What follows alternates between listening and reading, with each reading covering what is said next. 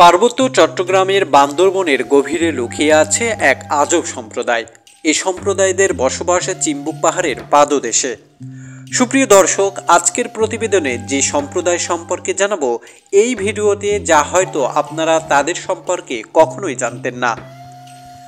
বান্দরবন সাধারণত গহীন এলাকায় বসবাস করতে পছন্দ করে তারা। আবাসের দুর্গমতা, শিক্ষায় পিছিয়ে থাকা ও আর্থসামাজিক বিভিন্ন কারণে তারা তুলনামূলকভাবে দুর্বল হলেও সাংস্কৃতিক বৈচিত্র্যতা ও স্বাতান্ত্রিক জীবনাচরণের কারণে খুবই সরলমন এই জাতি ভিন্নতার সংস্কৃতি মানুষের কাছে আকর্ষণীয় ও কৌতূহলের বিষয়ও বটে।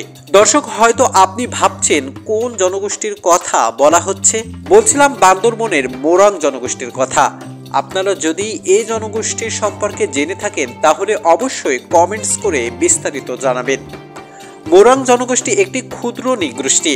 পার্বত্য চট্টগ্রামের বান্দরবন জেলার বিভিন্ন এলাকায় এই ক্ষুদ্র নৃগোষ্ঠীর বসবাস। চিম্বুক পাহাড়ের পাদদেশে আছে একটি গ্রাম, নাম তার পোড়াপাড়া। সেই গ্রামে থাকতো একটি মিষ্টি ছেলে, তার নাম মেল্নো মোরো।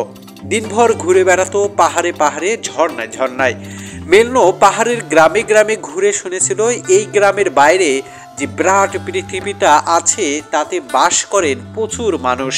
কত ধরনের ধর্ম তাদের, খ্রিস্টান, ইসলাম, সনাতন, হিন্দু, বৌদ্ধ, আরো কত শত ধর্ম নাকি ছড়িয়ে আছে পৃথিবী জুড়ে। মেলনের মনে একটাই দুঃখ, মোরংদের কোনো ধর্ম নেই, ধর্মের কোনো নামও নেই।